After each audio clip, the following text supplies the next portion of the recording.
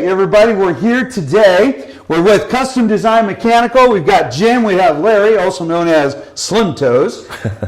We're going to talk a little bit about furnaces, what to expect, how long do they last, what kinds of things should you do with a furnace. And as promised, we've got Jim in here. It took me a little bit. He's very busy. He's helping a ton of our clients like today, right? Yep.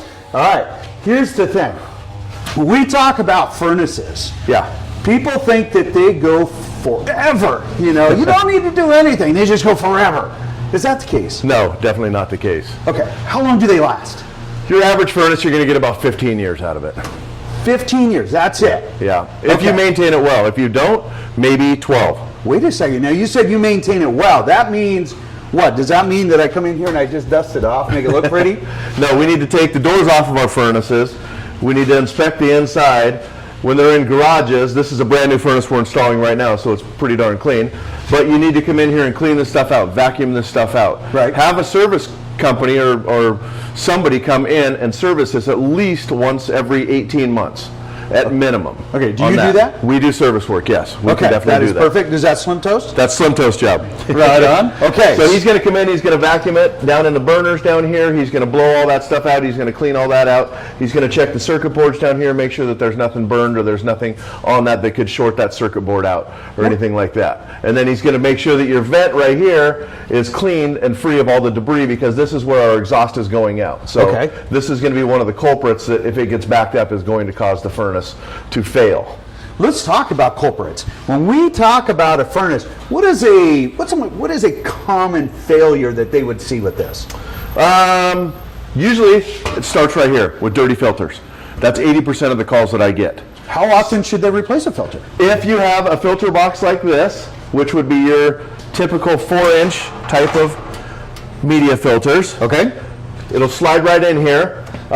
And this filter, at a 4-inch filter, should be changed every 3 months. So when we do a job for our customers, we give them a year's worth of filters. And we come back at the end of that first year just to do an inspection. That's part of our installation process, what we do. So we check everything out for free at the end of the first year. No service call or charge to you guys. Now, if I see 3 filters sitting here, I'm going to know you didn't do a very good job on changing your filters, because we give you a year's worth. So hopefully you're getting another year's worth of filters when we come back for that service call. Perfect. So that's kind of that ongoing customer service you provide. Yeah. Okay, perfect. So here's the thing, everybody. A lot of you are it's just like out of sight, out of mind, and you don't replace filters. The bigger ones, you have more time. So once a quarter. Once a quarter with the 4-inch filters. Well, what is it, that 1-inch that a lot of people say? 1-inch filters, we recommend every month. Every single month. 1-inch filter. Okay, for those of you that do not believe me, you're hearing it from Jim. He's telling you once a month. What happens if you don't change your filters? It causes your furnace to overheat because you're not pushing enough air across the heat exchanger. So we're wasting energy. We're wasting energy, but the bigger culprit is going to be if you heat up your heat exchanger too much, you're going to crack your heat exchanger. So what happens when you get a cracked heat exchanger? If you get a cracked heat exchanger, we get in CO, carbon monoxide, and that's going straight into your house through your heating system. Which kills you. Which could potentially, kill you. Yes. That's why we have CO detectors, right? Yes, correct. Okay. Correct. So this is the typical filter you're going to see. All right. As a media filter. Yes, this is a nice big thick one here. We use these so that people don't have to change them quite as often, because people tend to forget to change filters on that. Filters are directional, and if you look closely, you can see the little metal wires that are holding this media filter together. On this side, it's just nice pleated. Right.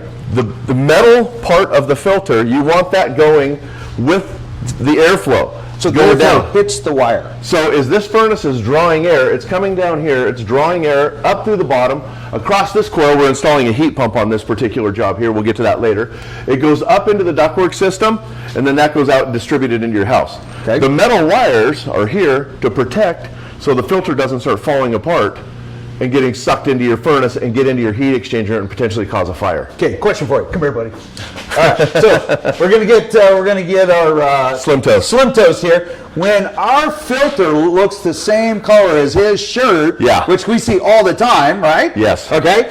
That is dirty. Is that beyond? Is that well beyond where they should have changed it? If it's If it's got any buildup at all, it's beyond where you should have changed it.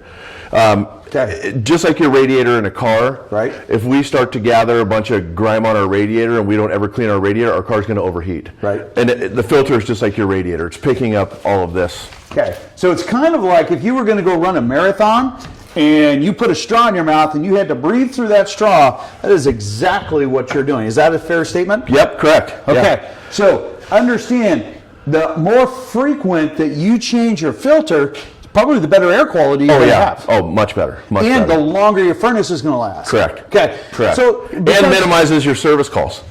Okay, that's which can get expensive. Super expensive. Yeah. Because for everybody out there, this is a safety item for you guys. Can I look at this and say, hey, yeah, my heat exchanger is looking at it, it's in great shape? No. You can't tell. No. How can you tell when a heat exchanger fails? Carbon monoxide detector goes off. Okay. We have some special gauges we can hook into the ductwork that's going to test the air going through there on that end of it there, or we'll do a visual inspection on that. But that requires you to disassemble and specialized equipment for testing. Yes. And that's something that you guys do. Yes. We will make sure that you protect your family. We'll make sure that that link is on this video down below, so you can reach out to Jim and Slim Toast here, and you guys can go ahead and get a service call. So like this client, they came out and we looked at it, or I should say you guys looked at it. It was coming out for a basic service and it was like, no, this thing is at its end of life experience. Yeah. Okay. So question, this is, because I just said, hey, you came out to do a service and boom, all of a sudden we're replacing something. All right. Yeah.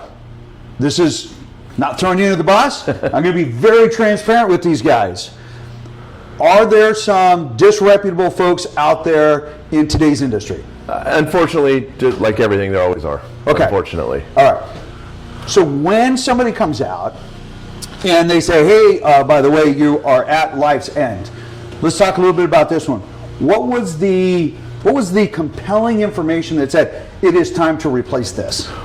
The big reason on this one here is that the furnace had gotten to the end of its life expectancy year-wise, but we were adding this heat pump into the system. Okay. So whenever we get to a furnace that's at 10 years old or beyond, when we're adding in a heat pump or air conditioning, we always try to get the customer to upgrade the furnace to match the coil, to match the condenser, so that everything is one complete unit with the same manufacturer, so all the controls, everything communicate together, and you get the most efficient system possible on that end of it there. So in other words, don't put brand new tires and wheels on a 1965 Camaro that belongs in the junkyard. You got it. You got it. You're sure? Pretty sure. All right, fair enough. So now let's head on to another thing. So a lot of folks ask, what's the difference between AC, electric heat, gas heat, and a heat pump? So just the Reader's Digest, real short. Can you break those down for them? This is a typical 80% gas furnace. 80% gas furnaces are going to have your typical B vent coming off of it right here. B vent meaning? This is the type of venting. Okay. Type B gas venting is what this is referred to as. Okay. On that end of it there. So if you see this type of venting coming off your furnace, typically it's going to be an 80% furnace. Okay. On that end of it there. If you get into the higher efficient ones, when they get into the 90% furnaces, then you're not going to have this B vent, you're going to have PVC, because it's a condensing furnace. Okay. So you're going to have a PVC vent on a 90% furnace. All right. On that end of it there. Can I pause you real quick on this? I got to say, guys, I came out, and as many of my clients know, and many of the folks I do build homes and whatnot, and I've seen, we've sold thousands of homes, and we have seen a variety of levels of work, okay? This, guys, this comes up, it's out of the way, you guys have some really nice bends in here, you have access to the panels. Can't tell you how many times we have to play disassemble with vent work to get here. So this furnace comes to vent out of the top. Most furnaces come with a top vent. That's right, and it blocks this. Yeah, so you can take these and turn them into a side vent. Okay. And we do that and bring this around here so we have access to this coil. So when we come in and we'll do a service on this furnace, Toaster will also take this door off and he'll inspect these coils on the inside. Okay. And see that. If they're dirty because we haven't been changing our filter, Then you have to clean. Then we have a special solution we use as a coil cleaner, and we clean the coils out on that. So we don't want to take all this venting system and everything apart just to get to this. And the manufacturer always recommends not covering this and keeping it so you have access to it. It's shocking how many people do. It's pretty common. Yeah, it's pretty common. To play disassemble just to check these out. Because you could just come here with one fitting and make it to there. So you could see we have additional fittings that we use and pipe, which, you know, we don't charge extra for that on any of that, but this is what our standard is on all our jobs. So many of you probably are going to be either seeing this video on our channel or you know, an introduction to Jim and to Slim Toast here. So we vet all of our contracts, all of our contractors, so that you guys only get the best service. Now, I'm not saying, sorry about all the weed eating going on there. I'm not saying that all of the contractors are the least expensive, but they're not the most expensive. But this is what you get. You get quality. Okay? You get somebody who communicates, who actually shows up. And that is super important for you guys. All right? Okay, so continue on. So we've got this is the AC. This is the coil.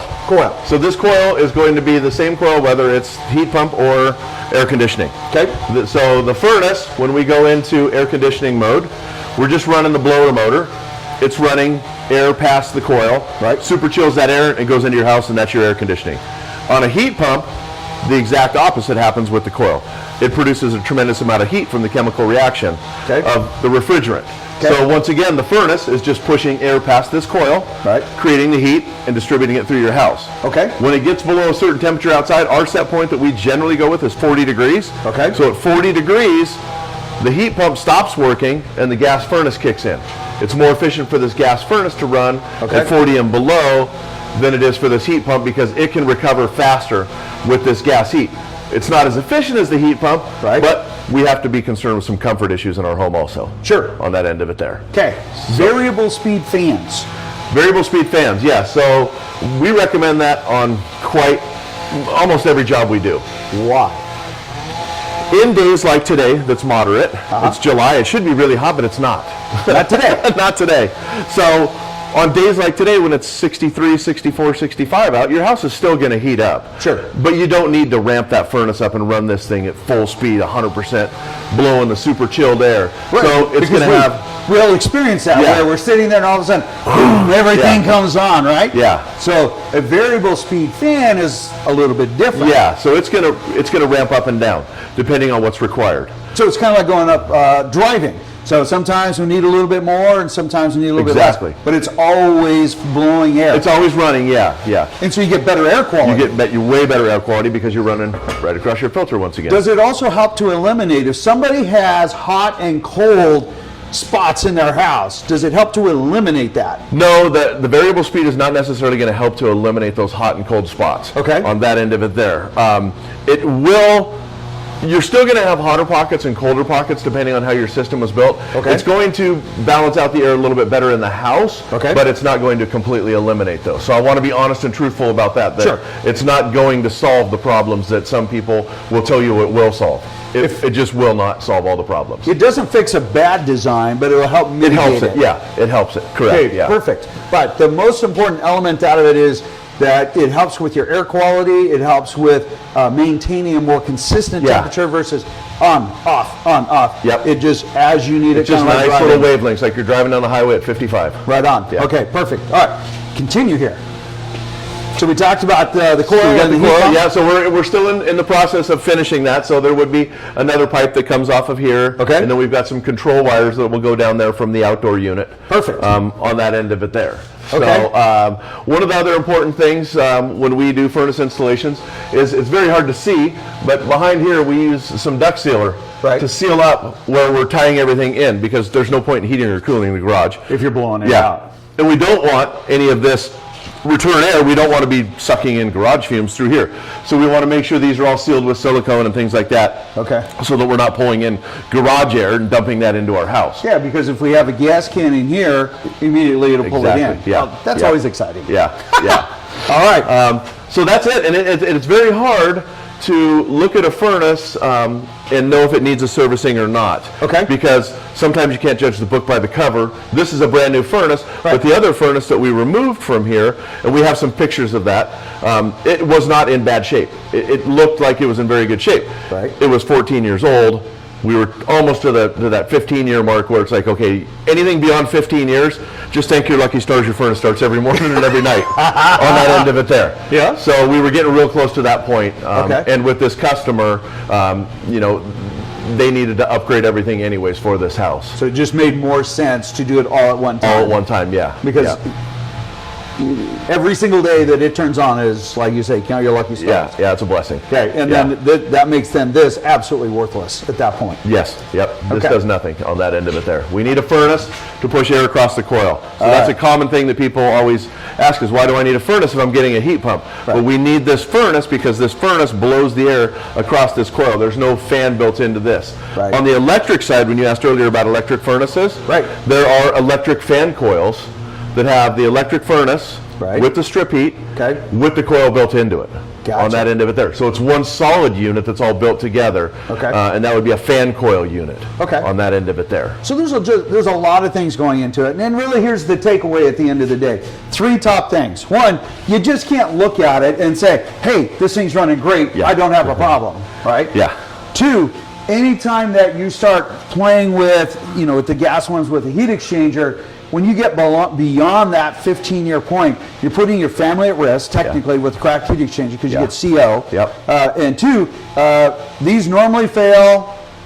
They normally fail around Christmas, Thanksgiving, the holiday. It doesn't fail on a moderate Tuesday. On a beautiful day. No. We always get the service calls around the holidays. Right. And when it gets extremely cold on that end of it there. Or extremely hot with your air conditioning. Oh yeah, on that. when you want it most is when it takes a dump. Yeah. I get that. Yeah. All right, so everybody, let's give a big thumbs up. Make sure that you like and subscribe. We're going to talk about hot water tanks next. If you have any questions, post it. Jim will answer, or we'll have Slim Toes come out and take care of you guys. Hey, it was a pleasure. Thank you very much. Thank you. You guys have a beautiful day. You have a beautiful day. Thank you. We'll see you guys on the next video. All right. All right, take care. Thanks.